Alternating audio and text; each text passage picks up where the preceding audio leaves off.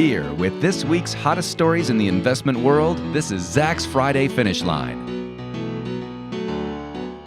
Hello and welcome to Zach's Friday Finish Line.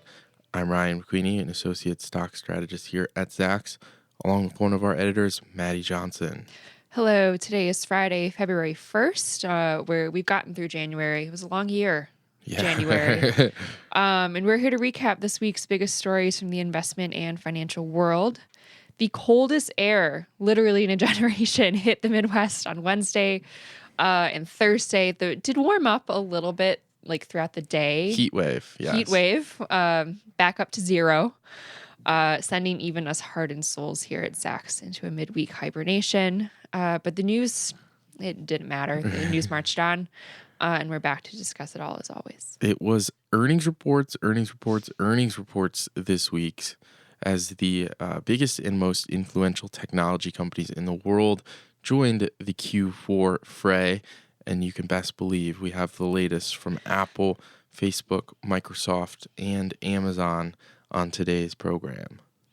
But first, we have to touch on the latest sentiment out of the Fed, the Federal Reserve, which concluded its latest monthly meeting on Wednesday. So kind of an expected and then unexpected type of meeting and policy statement from the Fed. As was expected, the Fed, the central bank, refrained from raising rates this time at its most recently concluded meeting. But then the more important part of this, and perhaps the surprising part of this, is that it pledged to adopt a new measured approach to further rate hikes, taking into consideration the economic situation at the time. This is the data-dependent type of model. Fed Chair Jerome Powell and the rest of the board struck a surprisingly dovish tone, removing the language, quote, further gradual increases from the policy statement, and saying that the central bank is instead patient as it determines the future of rate hikes. Some economists, criticize what they believe to be an excessively dovish stance designed to cater to equity markets, while others were of the opinion that a data-dependent approach was more in keeping with current circumstances. This new dovish stance is also going to relate to the balance sheet adjustment plan that the Fed has laid out just 1 month after Powell said that the Fed's program of reducing the bond holdings on its book was on, quote-unquote, autopilot. The Fed is now saying that it is willing to adjust any details of the program based on economic and financial developments. The central bank also went on to indicate that it could even expand its balance sheet if necessary. The word from the horse's mouth itself, that's definitely not the phrase, but whatever that saying is, Powell had the news conference after and even himself admitted that the case for raising rates has weakened somewhat. This was certainly well received by Wall Street, which has clearly stuck a flag in the ground and said, hey, we don't want any more rate hikes this year from the Fed. Stocks up midweek heavily because of this. And I think this is 6 weeks in a row we're on track for in terms of positive gains from the broader indexes. So they're loving this. And by and large, I think they're also loving the earnings reports we've seen thus far. Lowered expectations for some of these companies, but still able to outperform those lowered expectations. I don't think there's any better illustration of that than Apple, which of course reported this week as well. Yeah, one of the first of the tech giants to report this week. And Apple is one of like those tech bellwethers that can move a sector that moves the tech sector based on the results of their report. It's just that big. It's still that big, even if people don't want iPhones anymore. Yeah.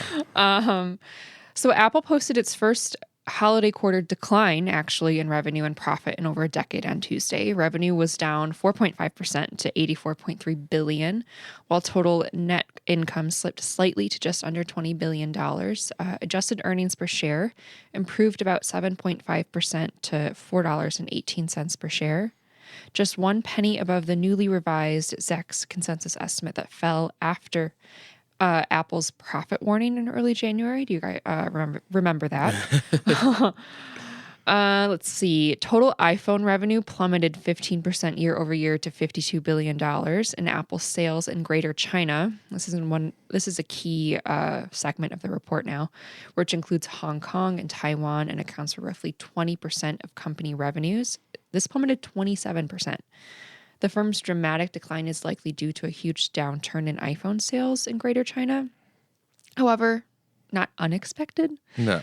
So Strategy Analytics reported that iPhone shipments in China fell 22% to 11 million units during the 3 months ended in December. And Apple expects March quarter revenue of $55 billion, to $59 billion. This is kind of a narrowed outlook as well, and that's mostly below a $58.98 billion consensus and implies an annual drop of 4% to 10%. So, not the best quarter for Apple, but because of that outlook or that narrowed outlook we had in January from CEO Tim Cook, we kind of expected it. Yeah. And shares are, I believe, down in after hours trading. Responded positively to it on Wednesday during the day, but I guess we'll kind of have to wait and see where it goes, because it feels like it's going to take some time for the estimates to come into this one after that. And I will note, friendly little reminder, you had to cite a research firm's guesstimations on Apple iPhone unit sales specifically, because they're no longer reporting that, interestingly enough. So this was I think the first or second time. I think this was the first one and last time they said, hey, we're not going to do this anymore. So we don't quite have the unit sales. Again, no one wants an iPhone. I think it's still interesting though, and as we mentioned before you recapped, it's just that big. It's kind of funny how Apple is at the point in terms of sheer size where $20 billion in profit in a quarter is like, oh, bummer. Like, that's a little disappointing. However, I will, when I say no one wants an iPhone, it's like, people still want iPhones, just not enough people want iPhones to make a difference. And I'm considering upgrading my iPhone. I have the iPhone 8S Plus. Mm-hmm. Great. It's a great phone, but I would really love a better camera on my phone. So I would like the 10, the XS Plus. You can get a plus on that too. I think the XS Plus is bigger. It is, than my 8S Plus, and I don't think I can. I don't think I can handle a bigger phone than my current Plus phone. Yeah, it's like that because my current Plus phone can hardly fit into my pockets. Yeah. So that's kind of it's a dilemma. It's the largest display they've ever released on a phone. Yeah. You should look into whether the body is any actually bigger though, because it's the largest display because it's the edge to edge on the 10 framework. So I don't know if it's how much bigger of holding it in your hand is. I think it's probably might be a little bit bigger. still. Yeah, those are beasts. Those are huge things. Yeah, it's like the Note, the Samsung Note. Basically. Except for this one, I don't think has had issues with blowing up in This is true. Hands. This is true. Anyway, so Apple.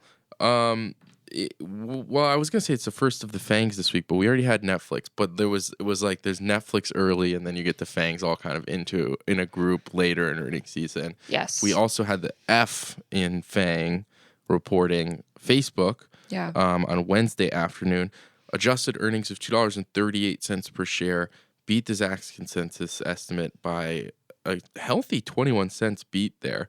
Revenues came in at $16.9 billion. That comfortably surpassed the Zacks consensus estimate by about $500 million.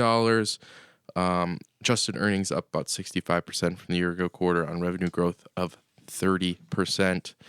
However, Facebook did warn that its next report could mark a slowdown.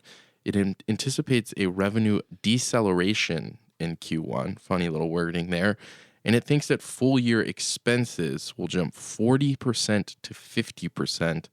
The company is obviously currently in the process of building an independent body that will hear people's appeal over Facebook's content decisions, real human beings doing the disputes and the judging, and that requires that you hire people, train those people, set up the parameters for that, all very expensive things. And clearly looking for expenses to jump 40% to 50%, spending a ton of money on that. But we got one of my favorite things about the Facebook reports, where they just kind of flex how many ridiculous numbers of people are on their platforms these days. So whatever this means to you, here goes. Facebook estimates that more than 2.7 billion people now use its quote-unquote family of services, which of course includes Facebook, WhatsApp, Instagram, and Messenger on a monthly basis. Moreover, more than 2 billion people use at least one of its services daily on average. Daily active users on Facebook specifically grew 122 million year over year, while monthly active users were up 191 million from the year ago quarter. 500 million daily active users now watching Instagram stories every day. That I believe. That's crazy. Crazy growth from Instagram stories. And what has it been? Not even 2 full years of Instagram stories? Something like that. Yeah, that sounds accurate. Somewhere in there. Yeah. So just taking off like a rocket. And then, of course, WhatsApp has a crazy global reach, and they've pushed everybody onto Messenger now. So how many people are on Earth? What, 7 billion? yeah, something like that. So we're getting to almost majority territory eventually here. So 7 billion, almost. So we're nearing like almost a half of the people on Earth. It's over a third for sure. Comfortably over a third. Comfortably over a third of the people on this Earth are using a Facebook service every month. And probably there's some people probably who are using WhatsApp and Instagram. All of them. I would like to. Well, yes, but like there's some people who are using WhatsApp and Instagram may not know that it's a Facebook thing. Sure, yeah. So either Facebook is #cancel. Yeah, okay. Delete my Facebook account, but I'm still on my Instagram. Yeah. And I'm talking to my family on WhatsApp. No, they own you. They will own us forever. Yeah, that's interesting. I would like to see the public awareness of that. I would like to see a man on the street interview about that, because if we can't even we need a Jimmy Kimmel, right, answer, like a question and answer in LA or something. I think we should write to Kimmel about this if he doesn't already listen to the show. Anyway, but we're talking about the global reach here. Let's talk a little bit more specifically about that. In the current quarter, growth in Asia Pacific, the Asia Pacific segment, was the strongest in terms of growth. Revenue up 34% year over year. Average revenue per user, though, was strongest in the United States and Canada. Growth there was up just over 30% year over year. So interesting that revenue growth outpacing the average revenue per user growth in the U.S. outpacing that of the other regions, but then there's still places where total revenue is growing at faster rates. So again, digest that how you will. And yeah, I guess adjust expectations accordingly based off of what Facebook said about its current quarter and the full year. Spending a lot more money, but when you've got just insane continued growth like that, I guess it just doesn't matter, and you can continue to post record profits quarter after quarter after quarter. What privacy concerns? Yeah. Whereas so much for this lack of trust. Yes. We haven't seen it show up in the financial results yet. No. At least not in this quarter. And the Mark Zuckerberg machine powers on. Wow. So we're going to move on from another. And you can take that sentence as you want to. Another report on Monday Wednesday afternoon was Microsoft. Microsoft, yes, huge name in the cloud industry. Not just the name that powers your computers anymore. Work desktop. Certainly. So they delivered quarterly earnings of $1.10 per share, and this beat the Zacks consensus estimate by a penny, but jumped nearly 15% year over year. Revenues of $32.5 billion were up 15% and also ahead of our Zacks consensus estimate. The productivity and business processes segment, and this includes Office and LinkedIn, increased a nice 13% to $10.1 billion. But the big story is the Dynamics 365 CRM business, which notched revenue growth of 51%. Microsoft Teams is now used by roughly 420,000 1,000 organizations, including 89 of the Fortune 100. That's pretty impressive. Intelligent cloud revenue surged 20% to $9.4 billion. And the high point was was Azure. Yeah, that One one. of- The third one was my favorite. Azure. Okay. It's one of the three or none of the above. And this surged a nice 76% year over year, and more personal computing revenue was up 7%. The three people that listen that are cloud platform developers just rolled their eyes really hard at us. I but know. We've never been able to get To that $13 right. billion. Azure. I think There's it's so many that one, but the possibilities. other two that you said sound cooler to me. So I prefer, in Azure. my head, I do all three of the ones that you just said. Because So. isn't it like a name for blue? Like the color blue They could be. isn't it? Like cloud. I mean, clouds are white though, so I don't know. Unless it's about to rain. Now I need to Google this, or I should Bing it. Yeah, because Bing we're it. talking about Microsoft. Oh my goodness, yes. I somehow downloaded an extension on my Chrome the other day that that instead of being Google to search, it was Bing, and it just made me really frustrated. Still not a big Okay. Bing fan, So but everything else I like. Danny, our audio editor, just Googled it and not Binged it, and Azure is blue. It stands for blue. It's blue. Okay, got it. That probably makes sense if you use it. It's like probably blue or something on the inside of it. As you can tell, we're not personally cloud developers, so. Okay, moving on. Microsoft earnings. Okay, so looking ahead for fiscal 2019, operating expenses are expected to grow roughly 8%, driven by continuing investments in GitHub, commercial cloud, LinkedIn, gaming, and AI. Nonetheless, management expects operating margin to increase slightly on a year-over-year basis. For Q3 of fiscal 2019, Microsoft expects between $29.4 billion and $30.1 billion in revenues, and the midpoint of that range was just below consensus estimates. But overall, Microsoft delivered another fantastic report. Absolutely. Solid numbers, honestly continuing to crush it. I think it's one of the better performing cloud stocks. Yeah, over the past couple of years, exactly. definitely. And it's a cloud rival with a much easier to say name for its public cloud platform. Amazon reported on Thursday afternoon, posted Q4 2018 earnings of $6.04 per share, adjusted figures there, beating Zach's consensus estimate by 49 cents and improving 61.5% year over year. Okay, and I will say, this is a beat that's okay.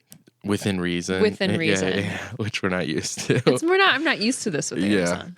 Total revenue for Amazon was $72.4 billion in the quarter. It's a very good point by you.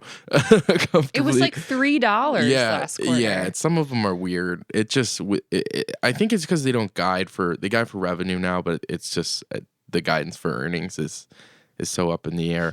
But anyway, revenue comfortably surpassed Zach's consensus estimate as well. Revenue up almost 20% year over year. And then Amazon Web Services, also known as AWS, the Microsoft rival public cloud platform, biggest one in the world, largest market share of the cloud business. It's about 10% of Amazon's revenue these days. That was up 45% year over year to $7.4 billion. Operating income in AWS was $2.18 billion, almost $2.2 billion there. That's up almost 61% year over year. And that is key because we got to remember with Amazon, the e-commerce stuff and the retail stuff is razor thin margins, if not operating at losses. So this is where the profit is coming from, this operating income from AWS. Though the retail side, pretty good quarter for the retail side still. 2018 holiday season was the biggest ever for Amazon. They said that customers purchased millions more devices compared with the 2017 holiday shopping season. And look at that. The Echo Dot was the number one selling product on Amazon globally from any manufacturer in any quarter during the holiday season. So Makes sense. They're a deal. they're a deal, and they are always the first deal that you see when you go on It's Amazon. true. They really like selling those Echo Dots. In terms of the geographical stuff, the North American segment saw operating income of $2.3 billion. That's up 33%. International segment still losing money there, a loss of $642 million on the international side. A little bit better, though. Last year lost $920 million roughly, so improving on the international margins. And then guidance for Q1 2019, Amazon expects revenue to grow between 10% and 18% year over year. Our Zach's consensus estimate was looking for revenue growth of nearly 20%. And reminder, they posted 19.7% revenue growth in this quarter. So cooling off a little bit and perhaps a little bit disappointing on the sales guidance. Amazon down a smidge here, about 3% in at the open on Friday. But of course, these things take a while to play out, so we'll see. I saw something interesting, though, on account from the conference call. AWS mentioned like 75 times. The retail business on the conference call mentioned just 2 times. So really hammering home things like AWS and Alexa, and kind of talking about everything but the retail side of the business right now, which is interesting. Gives you a little sense of the focus. Also gives you a little sense of what the analysts care about. And Sure. Definitely an interesting count there from Amazon. That's a lot of earnings news. And we didn't even, this was just some of it. We just scraped the surface of the really big tech companies. There was plenty Tesla more. reported this week. Plenty more to digest out there. We got Google on Monday next Google's week. on Monday. That'll wrap up our fangs for us. So yeah, a lot of stuff there in the Fed. We had trade talks going on. We had a great jobs report this morning we didn't even touch on. It's just too cold for me to keep up with everything this week. But it's warming up this weekend. It's going to be almost 50 degrees. I might go to the beach or something. That might be a little We could aggressive. go tanning outside. Maybe we could do lunch. We could do lunch outside today. Brunch outside, exactly. So shoot us an email, podcast@zax.com, if you thought we missed something, or if you want us to cover a different story next week. You can also check out all of our other exclusive audio content at zax.com/podcasts. Remember to subscribe and leave us a rating on Apple Podcasts. Thanks again for joining us. Stay warm out there. Stay dry out there. We'll see you next time on Zach's Friday Finish Line.